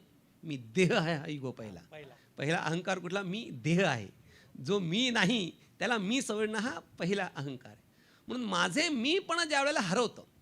आता कर्मामध्ये सुद्धा सगळ्यात टेन्शन कुठे आहे माहिती का? आता म्हणजे मनाची अस्वस्थता कुठे आहे की आपण एखादं कार्य करतो, तो आपल्यामध्ये जोम असतो, आपण करतोय, आणि कार्य केल्यानंतर शेवटी टेन्शन कुठे? रिझल्टमध्ये, फळामध्ये. सगळ्यात आपलं हे परीक्षा देताना काय देऊन टाकतो, दन पेपर लिहितो आपण, पण पेपर लिहून झाल्यानंतर रिझल्ट काय लागणार? ही अस्वस्थता आहे. त्या म्हणजे हे आपलं शालेय झालं. पण व्यवहारात सुद्धा मी आता काम करतोय, पण ह्या कामाचं मला फळ काय मिळणार? ह्याचं काय होणार? ही जी गोष्ट आहे ना, ती माणसाला अस्वस्थ करणारी आहे. किंवा आता मी नोकरी करतो पण माझ्या मनाप्रमाणे पगार मिळत नाही, म्हणजे फल योग्य रीतीने मिळत नाही. म्हणजे पगार मिळू नये असं माझं म्हणणं नाही आहे, पण त्या पगारामुळे आपण अस्वस्थ होऊ नये. आणि या ज्या गोष्टी आहेत ना, या गोष्टीमधनं मनाची निर्माण होणारी अस्वस्थता जर दूर करायची असेल तर भगवंतांनी सांगितलेला निष्काम कर्मयोग, त्या कर्माचा करता मी आहे, अशा प्रकारची जी आपली भावना आहे, ती भावना जर आपण दूर टाकली तर आपल्याला येणारी निम्मी टेन्शन्स, निम्मी अस्वस्थता दूर व्हायला काहीच हरकत नाही. म्हणून मनाची अस्वस्थता दूर करण्याकरता योगाभ्यास आहे. योगाभ्यास हा या कलियुगामध्ये खूप कठीण आहे. आता आपण तासभर मी बसलो तर माझ्या पायाला मुंग्या येतात तासभर. मग योगा, आसन, यम प्राणायाम कुठे करत बसणार? ते नाही, शक्य नाही. भक्ती करण्याकरता तेवढी भावना पाहिजे. तेवढ्या भावनाचं भाव संपन्न असेल तर भक्ती करावी, नाही तर भगवंताचं नामस्मरण करावं, निष्काम कर्म करावी. एम्पथी, ज्याला सहवेदना म्हणतात, या गोष्टींचा जर म्हणजे आपल्या शास्त्राने सांगितलेल्या या गोष्टींचं जर आपण आचरण केलं तर निश्चितपणे आपल्याला त्याचा आपल्या मनस्वास्थ्याकरता निश्चित उपयोग होऊ शकतो. म्हणजे वर्ल्ड हेल्थ ऑर्गनायझेशननी जे 10 जीवन कौशल्य सांगितली, त्या जीवन कौशल्यांचा उल्लेख महाराज आपण केलेला आहे. इम्पथी त्यामध्ये सांगितलेले आहे, आणि संत साहित्यातून ती कशी ते हेही आपण सांगितलं. मनाचं स्वरूप सांगताना नगर जिल्ह्यामध्ये अवतार मेहर बाबा एक पुरुष होऊन गेलेले, त्यांचं वाक्य आहे, mind working fast is mad, mind working normal is man, mind working slow is saint, and mind stop is God. ते आपण जे म्हणालात की मन उन्मन झालं आणि उन्मणीचे अभंग संत साहित्यामध्ये होतात. हो, उन्मणी साधली असं आपण म्हणतो. आपण बोलताना महाराज एक फार छान वाक्य केले की भक्ती केल्याने आपल्याला आनंद प्राप्त होतो. आता भक्ती करण्याची इच्छा तर सर्वांचीच असते, म्हणजे भक्ती करणारं मनच आहे. पण भक्ती करावी कोणती हा एक प्रश्नच आहे खरं म्हणजे. कारण भागवतामध्ये नवविधा भक्ती सांगितलेल्या आहेत आणि तुकाराम महाराजांनी हेची थोर भक्ती आवडते देवा संकल्पावी माया संसाराची ही भक्ती सांगितलेली. मग आमच्यासारख्यांमध्ये काही शंका निर्माण होते की मग आम्ही कोणती भक्ती करावी की जेणेकरून आमचं मन शांत होईल, आम्हाला आनंदाची प्राप्ती होईल, यावर भाष्य करावं ही विनंती मला. बरोबर. पहिल्यांदा त्याच्यामध्ये विषय असा आहे की या भक्तीमध्ये भेद का आहेत. तर भक्तीमध्ये भेद असण्याचं कारण अधिकारानुगुण प्रत्येकाला भक्ती करता पाहिजे. आता त्या ठिकाणी नवरस आहेत, त्या नवरसांची त्या ठिकाणी नाट्यम भिन्न रुचेर जनस्य बहुधाप्येकम समाराधनम असं ते कालिदास सांगतात. कीर्तनामध्येही नवरस पाहिजेत, पण नुसतं नवरस म्हणजे कीर्तन नाही. हो, नवरसी भरवी सागरू तो ग्रंथही महाराजांचा आहे. तर हे नवरस प्रत्येकाला आवडणारा रस हा भिन्न आहे. षड्रस आहेत, नवरस आहेत. त्याप्रमाणे भक्तीमध्ये सुद्धा अधिकारभेदाने विविधता आहे. कोणाला पादपूजन आवडेल, कोणाला वंदनम असेल, कोणाला दास्यम असेल, कोणाला सख्यम असेल, कोणाला आत्मनिवेदनम असेल. ज्याला जी आवडते, ज्याला जी पचते, ज्याला जी रुचते त्या प्रकारची त्यांनी भक्ती करावी असं पहिला नियम आहे. म्हणजे आपला अधिकार काय. आणि महत्त्वाची गोष्ट काय की आपला अधिकार आपल्याला निश्चित कळतो, नाही तर आपल्या गुरूंना कळतो, त्याच्याशिवाय तिसऱ्याला कोणाला कळत नाही. म्हणून आपले गुरु जी भक्ती करायला सांगतील ना ती भक्ती करा. नामभक्तीतलं पण तुम्हाला एक गंमत सांगतो. देवाचं नाव खूप आहेत. रंगा येई ओ येई, रंगा येई ओ येई, विठाई किठाई माझे कृष्णाई कान्हाई रंगा येई ओ येई. मग विठाई नाव आहे, किठाई नाव आहे, कृष्णाई नाव आहे, कान्हाई नाव आहे. मग देवाचं नाव घ्यायचं कोणतं. आता तत्वमसी हे सुद्धा देवाचं नावच आहे. मग तत्वमसीचा जप करायचा का. तर माऊली ज्ञानोबा सांगतात समाधी साधन संजीवन नाम शांती दया सम सर्वाभूती. पुढे फार सुंदर सांगतात शांतीची पै शांती निवृत्ती दातारू हरे नाम उच्चारू दिधला तेणे. कोणचं नाव घ्यायचं तर भक्तीचंही तेच आहे. म्हणून मी हे नामाचं सांगतोय. जो आपल्या गुरूंनी दिलेला नाममंत्र त्याच्याच आपण नामस्मरणामध्ये वापर केला पाहिजे. म्हणजे कारण का त्यांना अधिकार कळतो. गुरु सगळ्या शिष्याने एकाच नामाचा उपदेश करत नाही. एकाला ह्या देवाचा ते का अधिकार भेद. म्हणून भक्ती करताना कोणती भक्ती करावी नवविधा भक्तींपैकी तर आपले गुरु जे सांगतील ती भक्ती करावी. दुसरं आपल्याला जी योग्य वाटते ती करावी. आणि त्यातला पुढचा भाग आहे की भक्ती करताना हेंदरी शेंदरी दैवते कोणती पूजी भूते घेते. जे वैदिक दैवत आहे, जे पुराण पुरस्कृत दैवत आहे आणि सरते शेवटी जे संत पुरस्कृत दैवत आहे त्याची भक्ती करावी. आणि भक्तीविषयी बराच विस्तार सांगण्यासारखा आहे. नारद मुनींनी सांगितलं आहे. श्रीमदाद्य शंकराचार्य सांगतात. श्रीमदाद्य शंकराचार्य तर काय सुंदर सांगतात. स्वस्वरूपानुसंधानम भक्तिरित्य भिधीयते. निधिध्यासन करणं हीच भक्ती आहे म्हणतात ते. म्हणजे परमप्रेमा करणं ही जशी भक्ती आहे तसं भगवंताचं निधिध्यासन करणं हीच भक्ती आहे. खूप सुंदर असं विवेचन आपण या ठिकाणी केलं महाराज. भक्ती असेल, मोक्ष असेल, ज्या काही गोष्टी आपल्या अध्यात्मातल्या आहेत त्या सगळ्याच आपण सांगितल्या आणि खूप सुंदर अशा आहेत. परंतु आजकालच्या तरुणांना म्हणजे तरुण वर्ग हा मोठ्या प्रमाणामध्ये भक्ती मार्गाला लागला पाहिजे, परंतु तो लागत नाही. आणि त्याच्यामध्ये मोठ्या प्रमाणामध्ये आपण मगाशीच म्हणलात की आउटलेट नसल्यामुळे आत्महत्या हे मोठ्या प्रमाणामध्ये वाढत चाललेले आहेत. मोबाईलचं अनेक प्रकारचं व्यसन तरुणांमध्ये मोठ्या प्रमाणामध्ये आहेत. आता सरही प्राध्यापक आहे, मीही प्राध्यापक आहे आणि वर्गामध्ये ज्या वेळेला आपण अध्यात्म वगैरे असं काही सांगतो पण ते काही कुणाला पटत नाही. परंतु संतांचं वचनं हे मानसिक स्वास्थ्यासाठी अत्यंत महत्त्वाचे आहे असं आपण म्हणालात.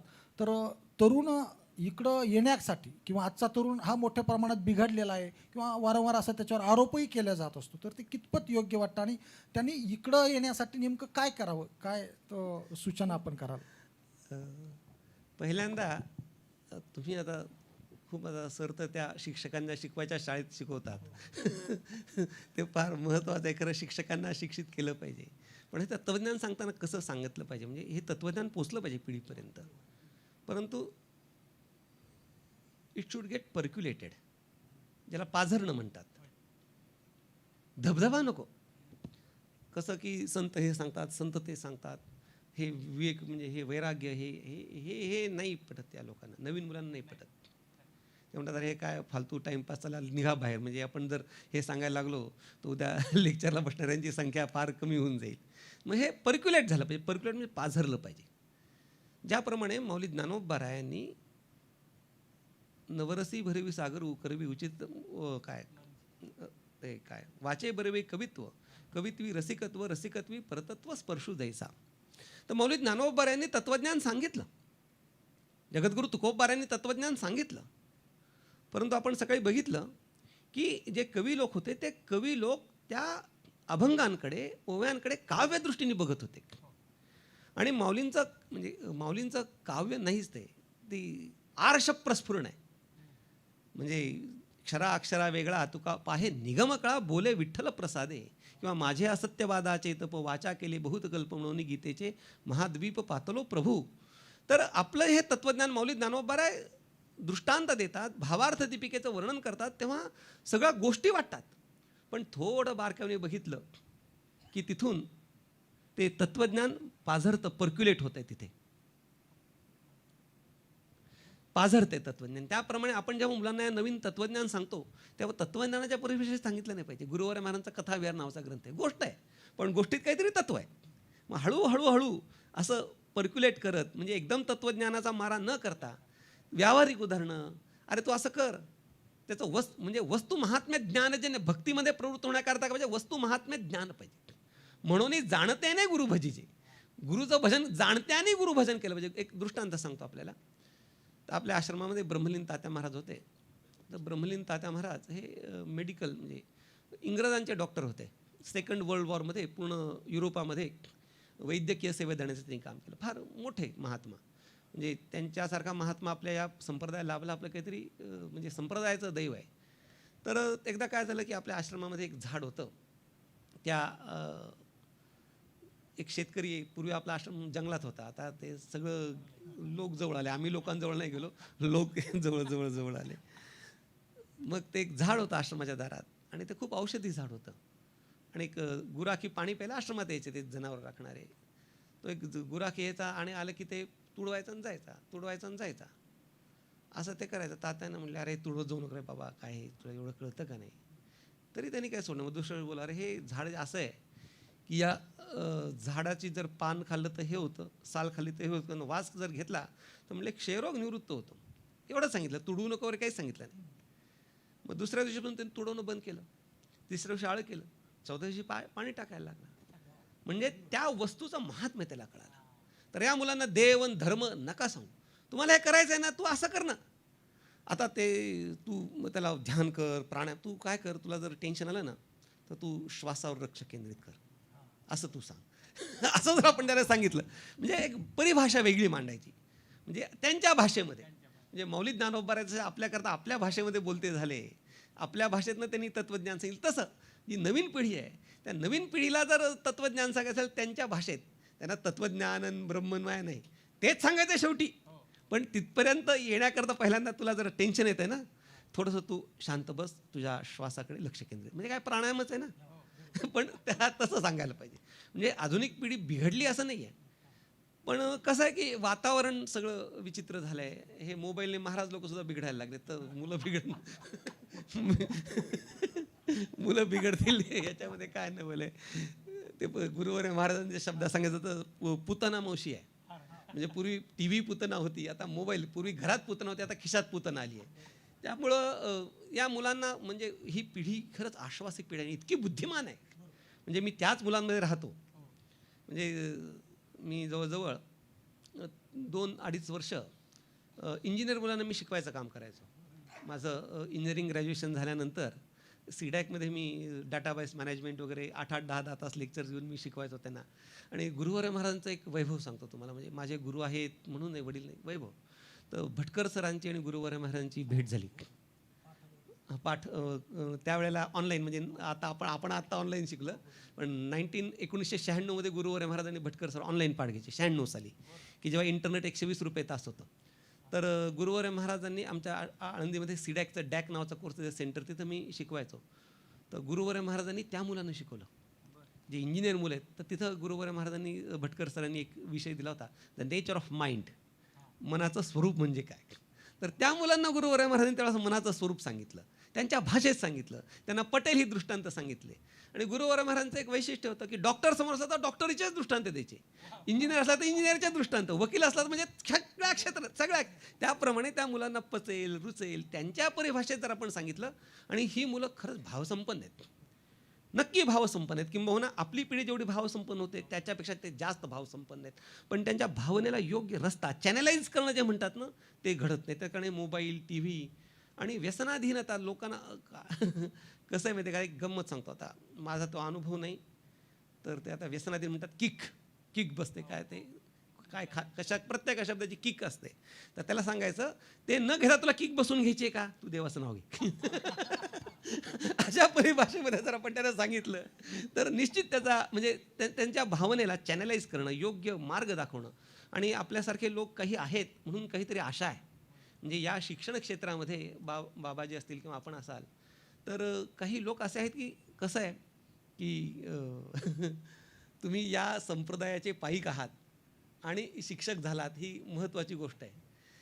तिकडच्या शिक्षकांना या संप्रदायाचं पाईक बनवणं अवघड आहे. पण तुम्ही या संप्रदायाचे पाईक आहात, तुमच्या मुळापासून हे संस्कार आहेत आणि त्या क्षेत्रामध्ये तुम्ही आहात. तर हा प्रयत्न तुमच्यासारख्या, मीही त्याला जबाबदार आहे. आता म्हणजे आता एक मी सांगितलं, एक आता माझा विचार आहे की ते पटेल, जेवढे कीर्तनकार आहात तर प्रत्येक कीर्तनकारांनी आपल्या शाळेमध्ये जाऊन, जो आता शिक्षण क्षेत्रामध्ये माऊलींचं वाङ्मय नाही, संत वाङ्मय नाही आहे, फार कमी, एक कविता म्हणून तिथं शिकवतात.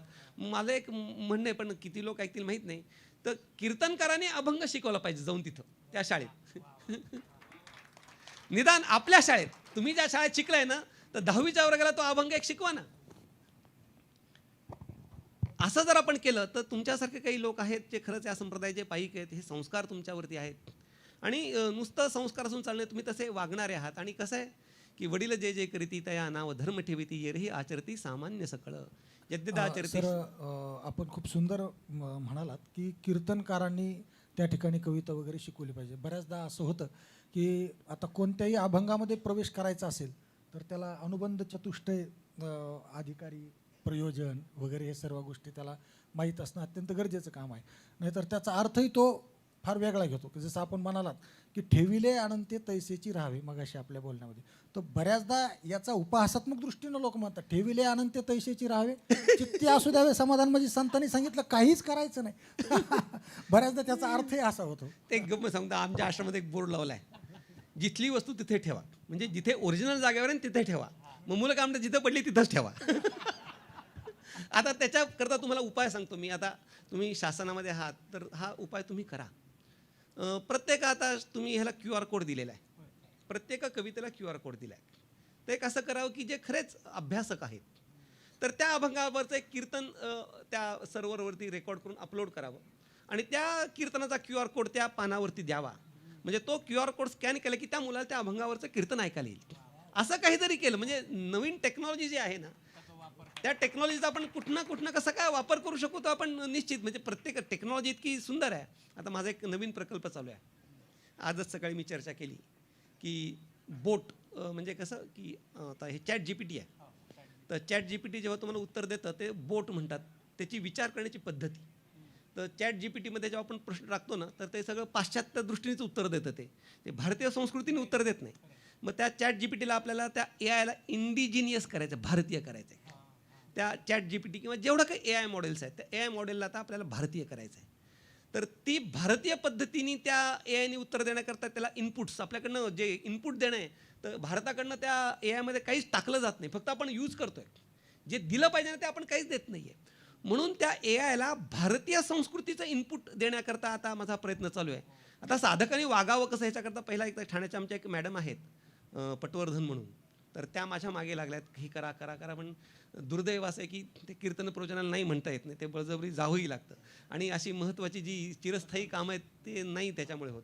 तर चिरंजीव पद जे आहे, तर साधकाला जगावं कसं असा जर प्रश्न कोणी विचारला तर त्या चिरंजीव पद काय उत्तर देईल? AIच्या माध्यमातून. त्या पद्धतीने त्याला उत्तर मिळावं अशा पद्धतीचा आता एक प्रकल्प राबवतो आमचा, तो भास्कर म्हणून मुलगा आहे. सकाळीच आम्ही रेल्वेमध्ये 2 तास त्याच्यावरती चर्चा करत होतो. मग या पद्धतीने आपण या तरुण पिढीसमोर गेलं पाहिजे. मनस्वास्थ्याकरता आपलं इंडिजिनियस मॉडेल काहीतरी आपण तयार केलं पाहिजे. आणि हे जर आपण तयार करू तर ही पुढची पिढी खूप आपल्यापेक्षा फार बुद्धिमान आहे, खूप विचारी आहे, खूप भावसंपन्न आहे. पण त्याला थोडंसं योग्य दिशा देण्याचं काम, आणि आपण नीट वागलं पाहिजे, कीर्तनकारांनी माझ्यासारख्यांनी नीट वागलं पाहिजे, तरच ती पुढची पिढी नीट होणार आहे. खरे अतिशय समर्पक महाराजांनी या आणि ही फार महत्त्वाची गोष्ट आहे महाराज आपण जे बोललात. कारण कुठलाही प्रश्न चॅट जीपीटीला टाकला तर तो भारतीय उत्तर देत नाही, तर ते पाश्चिमात्य आहे. आणि एक आणखी यामध्ये महत्त्वाची गोष्ट अशी लक्षात आली की भारतीय अध्यात्मशास्त्र याचं मूळ काढून पाश्चात्यांनी त्यांच्या शब्दात ते मांडलं आणि त्याच्यातले बेस्ट सेलर्स बुक झाले आज. अरे ते तर काय सांगायचं. आता गुरुवर महाराजांनी जे आपल्याला शिकवलं फुकट, काही रुपये न घेता, ते जर तुम्ही आता मॅनेजमेंटची तत्त्व आहे. आता ऑर्गनायझेशन बिहेवियर हा खूप आता महत्त्वाचा सब्जेक्ट आहे की ऑर्गनायझेशनमध्ये कसा एकोपा राहायला पाहिजे. मौली ज्ञानोबा यांनी आपल्या ह्यांनी सांगितलेले तत्त्वज्ञान तेच सांगता येते आणि ते शिकवायचे 10 लाख रुपये घेतात, पैसे घेतात. आता आमचे एक गुरुबंधू आहेत माझे, सुनीलजी खांडबाले म्हणून, मॅसेच्युसेट्सला ते कोफी अन्नन त्यांचा हे होता, सहाध्यायी होता. तर तिथे ते शिकलेत. तर ते आता त्या ऑर्गनायझेशन बिहेवियरवरती PhD करतायत. तर त्यांना मी हे सगळं सांगितलं. अहो म्हणले हे शिकवायला आम्हाला कोट्यवधी रुपये घेतले. फक्त आपण कसं आहे की आपली प्रवृत्तीही ती नाही आहे. कॅपिटलायझेशन करणं जे म्हणतात ना, ते आपण नाही करू शकत आणि ते करणं योग्यही नाही आहे. आणि दुसरं काय होतं की आपण फुकट सांगतो म्हणून त्याची किंमत लोकांना लागत नाही, असं आहे. हा महत्त्वाचा. म्हणजे मी पुणे विद्यापीठामध्ये MPhil करत होतो त्यावेळेस दुपारच्या जेवणाला गेल्यानंतर एक मुस्लिम युवक मला भेटला आणि त्याला सहज विचारले कुठून आहे, कुवेत वगैरे त्या कंट्रीजमधून तो होता. त्याला विचारलं काय काय अभ्यास करतोय. त्यांनी सांगितलं की I am studying the Advaita philosophy of Shankaracharya. बापरे. त्याच्यामध्ये मला आश्चर्य वाटलं. म्हणजे मी त्याला विचारले की व्हाय यू आर स्टडिंग दिस. तर त्यांनी सांगितले की I heard that it is the apex philosophy of the world. म्हणजे मला आश्चर्य वाटतंय की या तत्वज्ञानाचा अभ्यास बाहेरची लोक करायला लागली आणि ते आपलं मूळ असून आपण त्याचा अभ्यास करीत नाही. ते दुर्दैवाची बाब आहे. वेळेची मर्यादा लक्षात घेता काही श्रोत्यांमधून काहींना प्रश्न जर विचारण्याची इच्छा असेल तर आपण 1-2 प्रश्न घेऊया आणि मग या मुलाखतीला खरं म्हणजे थांबूच नाही असं आपल्याला वाटत आहे. अतिशय सुंदर चिंतन या ठिकाणी सुरू आहे. Yes sir. अग्निहोत्री सर एक प्रश्न विचारतायत.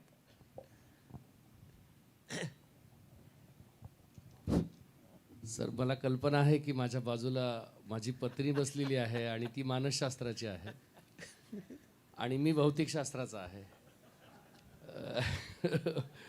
सगळ्यांची माफी मागून एक थोडासा अवघड प्रश्न विचारतो. सरांनी आत्ता एंड केलंय अद्वैत फिलॉसॉफीवर, होय की नाही? आणि आपण ह्युमन माइंड कॉन्शियसनेस या विषयावर पण बोललात. आता गंमत अशी आहे, म्हणजे मी माझ्यासारखा माणूससुद्धा कन्फ्यूज याच्यासाठी होतो आहे थोडासा या अँगलने की AI ला ज्या वेळेला आपण ह्युमन माइंड कॉन्शियसनेस आणि अद्वैत फिलॉसॉफी यांचे कॉन्सेप्ट्स टाकले तर शंकराचार्य आणि रॉजर पेनरोज यांचं सॉलिड कॉम्बिनेशन AI आपल्याला देतं. पण ते वेस्टर्न पॉईंट ऑफ व्ह्यू देतं, वेस्टर्न पॉईंट ऑफ व्ह्यू देतं. मग आता हे एक्झॅक्टली काय करावं लागेल? हे असं करायचं आहे का की सगळ्यांनी एकदाच 140 कोटी लोकांनी AI वापरायचा आहे आणि फटाफट डेटा एंटर करायचा आहे म्हणजे त्याच्या AIच्या त्या ब्रेनमध्ये जाईल, की अजून काही त्याच्यामध्ये सोपा उपाय फक्त आम्हाला सांगा. आता सर आपण खूप सुंदर प्रश्न विचारला डॉक्टर विजय भटकर सरांचा. आणि मी एक मध्ये कठोपनिषद नावाचा एक ग्रंथ लिहिला मी. तर त्या कठोपनिषदाचं ते आपला सप्ताह होता, ते कालमर्यादेमध्ये त्याचं मुखपृष्ठ तयार करायचं होतं. तर मी ते म्हटलं कसं काय, म्हणजे ChatGPT वापरू चला. मग ते ChatGPTवरती मी ते मुखपृष्ठ तयार केलं. तर ते मुखपृष्ठ तयार केल्यानंतर ते ग्रीक यम आला, तो ग्रीक हा आला, असं सगळं ते ग्रीक आलं. मग मी त्याला कसं आहे ते प्रॉम्प्ट देणं म्हणतात त्याला, ते वेगवेगळे प्रॉम्प्ट देऊन हळूहळू त्याला इंडिजिनियस केलं. तर भटकर सरांना मी ते दाखवलं.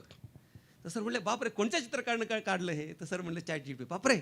तर सरांनी दिलेलं उत्तर असं आहे की AI ही एका मर्यादेपर्यंत काम करू शकतो मानवबुद्धी ही एका मर्यादेपर्यंत काम करू शकते, पण योग्य मानवबुद्धी जर AIच्या पद्धतीने काम करेल तर बियॉन्ड AI आणि बियॉन्ड ह्युमन माइंड ते काम असेल. म्हणून अशा पद्धतीने ते कॉम्बिनेशन घडलं पाहिजे. आणि ह्याला इनपुट्स देताना कोणीही टाकायचं असं नाही झालं पाहिजे. योग्य माणसांनी ते इनपुट्स दिली पाहिजेत, जे अभ्यासक आहेत, ज्याला त्यातलं काही कळतं, अशाच माणसांकडनं ते इनपुट्स दिली केली पाहिजेत. नाही तर कसं आहे, जसं लर्निंग, मशीन लर्निंग हा विषय आहे. सर आता थोडंसं एक विषय बदल करून नाही सांगतो. आवश्यक आहे, कारण तुम्ही सुनील खांडबहाल यांचं नाव घेतलं ना, हो. मला असं वाटतं 2006ला मी त्यांना भेटलो होतो, ज्यावेळेला मराठी टायपिंग हा कॉन्सेप्ट Yes, sir. फारच नवीन होता. Yes sir, yes. आणि सुनील खांडबहाल यांनी अक्षरशः क्रांती केली सर. हो सर, हो. म्हणजे आय बाव हिम. येस, इतका सुंदर माणूस आहे. Yes sir. आणि म्हणून त्या अनुषंगाने मला ते खूप छान वाटलं.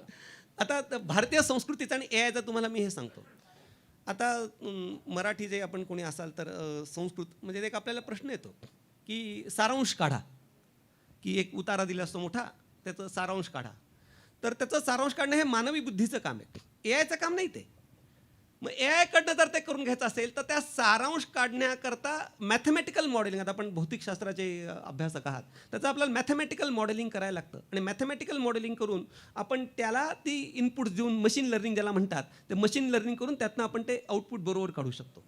तर ते डॉक्टर विजय भटकर सरांनी माझ्या पत्नीला 2012 साली AIमध्ये PhD करायला सांगितली तिला.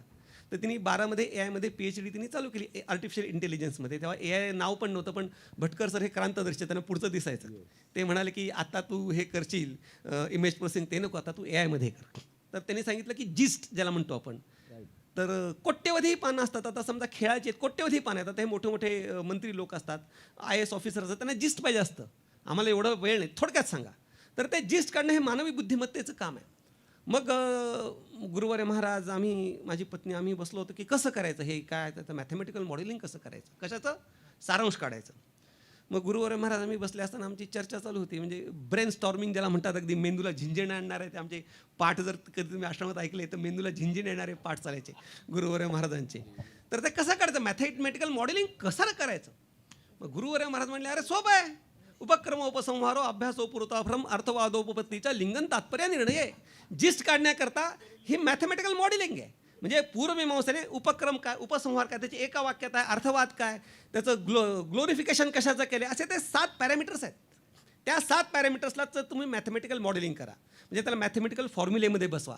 आणि त्या फॉर्म्युलेमध्ये बसून जर तुम्ही त्याला इनपुट दिले तर ते बरोबर जिस्ट काढतं. आणि माझ्या पत्नीला त्याच्यावर PhD मिळाली, सक्सेसफुल झालं हे.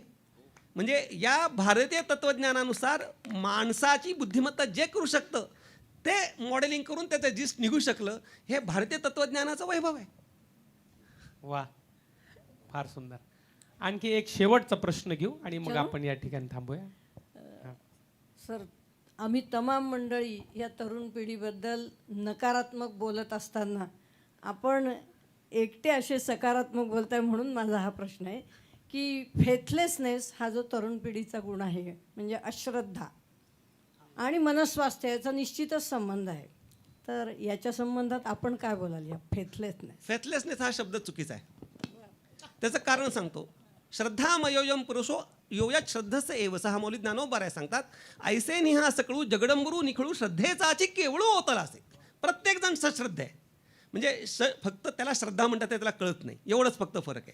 त्यामुळे प्रत्येकजण सश्रद्ध आहे, पण त्या श्रद्धेला दिशा दिली पाहिजे. आज सकाळीच आता आम्ही एक आमची मुलं आहेत, हे उन्मेष आहे, तो आमचा अद्वैत आहे. तर ती मुलं काय करतात, मला ते करायचं होतं, म्हणजे मी टेक्नॉलॉजिकली त्याच्यात साऊंड आहे, पण हे वेळेचं सगळं भिकारीपणा, वेळेचा दारिद्र्य. तर ते करतात, महाराजांचे एक एक वाक्य बरोबर शोधतात, त्याची चित्र वगैरे तयार करतात आणि त्याचे क्लिप्स हे तरुणांकडे कसं द्यायचं, फेसबुक, यूट्यूब. आणि हे आपण ॲलर्जी नाही आपल्याला त्याची, म्हणजे टेक्नॉलॉजी. म्हणजे गुरुवारे महाराजांनी 1996 साली इंटरनेटवर ज्ञानेश्वरी नेली. हे यूट्यूब, फेसबुक पाहिजेच ना, पण त्याच्यातनं योग्य आपण ते दिलं पाहिजे. तर गुरुवारे महाराजांनी आज सकाळीच ते त्यांनी हे केलेलं आहे.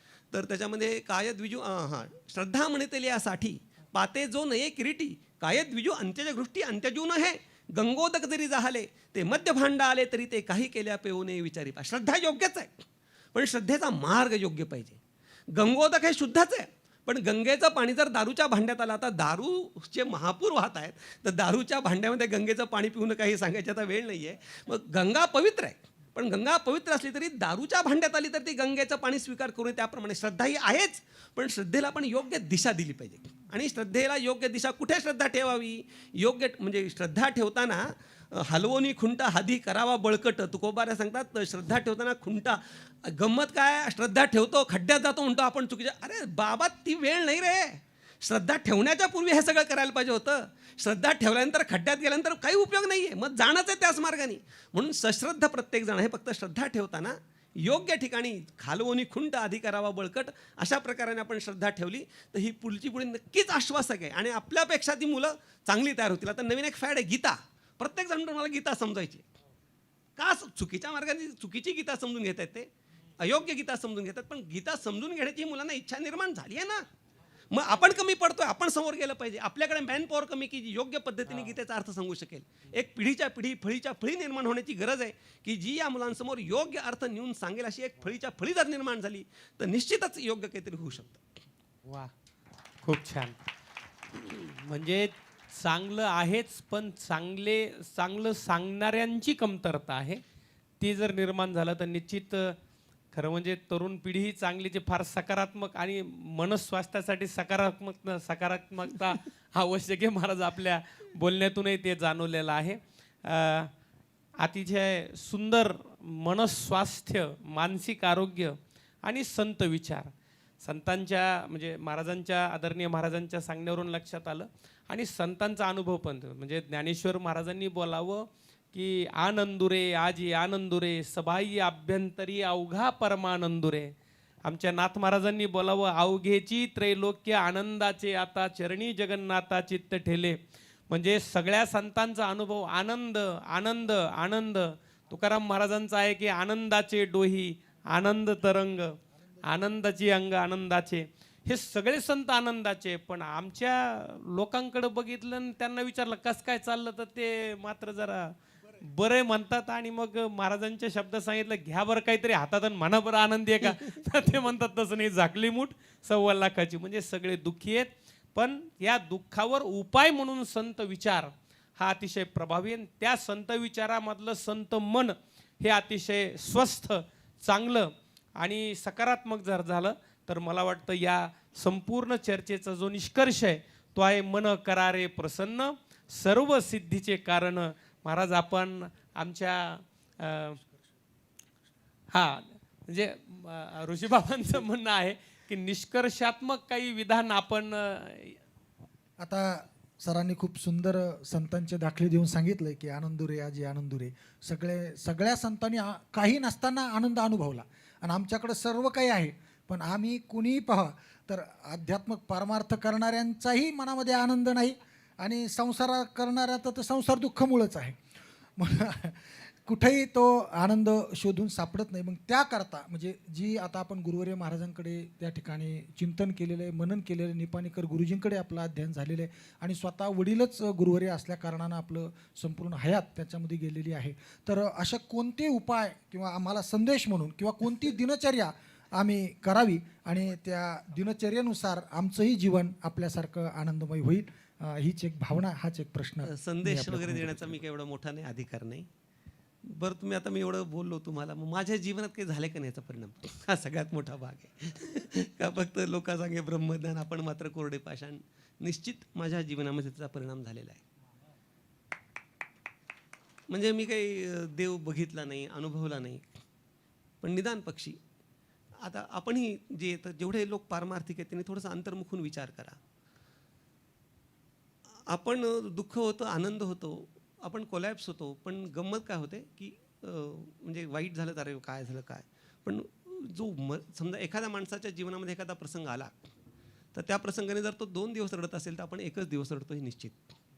एवढा माझ्या जीवनामध्ये निश्चित फरक झाला की एखादी गोष्ट वाईट झाली तर मलाही त्रास होतो, पण 8-8 दिवस मी रडत नाही. मी 1-2 दिवसामध्ये त्यातनं बाहेर निघू शकतो, आनंदाने हुरळून मीही जातो. पण कुठेतरी मनामध्ये अरे आपण कुठेतरी खाली आलं पाहिजे, हे अध्यात्माने निश्चित आपण साध्य करू शकतो. म्हणून हळू शनैः पंथा शनैः आपण या गोष्टी करू शकतो.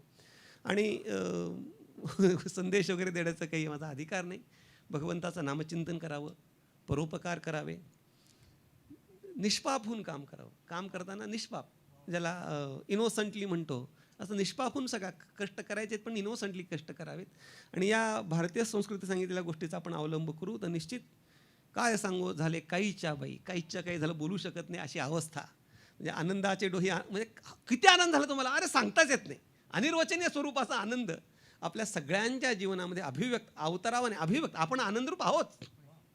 फक्त ती आनंदाची अभिव्यक्ती होण्याकरता जे घाण आली आहे ना आपली तेवढी फक्त आपण काढायची. ती घाण काढून आनंदाची अभिव्यक्ती आपल्या अंतःकरणामध्ये सर्वांच्या जीवनामध्ये व्हावी. मी काही संत वाङ्मयाचा फार मोठा अभ्यासक किंवा मानसशास्त्राचा अभ्यासक नाही, पण माझ्या सद्गुरूंनी माझ्या सद्गुरू परंपरेनं जे मला थोडंफार सांगितलं, माझे सद्गुरू ज्ञानाचा सागर आहे, ती टुबीसारखं मी काहीतरी त्यातनं वेचायचा प्रयत्न केला. आणि काही प्रश्न ह्यांनी विचारले, आपण विचारले, त्याचं काही समाधान करण्याचा प्रामाणिक प्रयत्न केला. जे योग्य असेल ते माझ्या तीर्थरूप सद्गुरूंचं आहे, अयोग्य माझं आहे, माझ्या सद्गुरू परंपरेचं सगळं येत आहे, माझं काहीच नाही आहे. अयोग्य माझं आहे. हे जे काही मी सांगितलं, आपण सर्व निरक्षीर विवेक संपन्न श्रोते आहात, आपण योग्य त्याचा स्वीकार करावा आणि मौली ज्ञानोबा यांच्या चरणी प्रार्थना करायची. एकच शेवटचं सांगतो की संत हे समाज सन्मुख आहेतच, पण समाज हा संत सन्मुख झाला तर हे मानसिक स्वास्थ्य आल्याशिवाय राहणार नाही. म्हणून समाजानं संत सन्मुख व्हावं अशी मौली ज्ञानोबा यांच्या चरणी प्रार्थना करून मी माझ्या या उत्तरांना विराम देतो. धन्यवाद.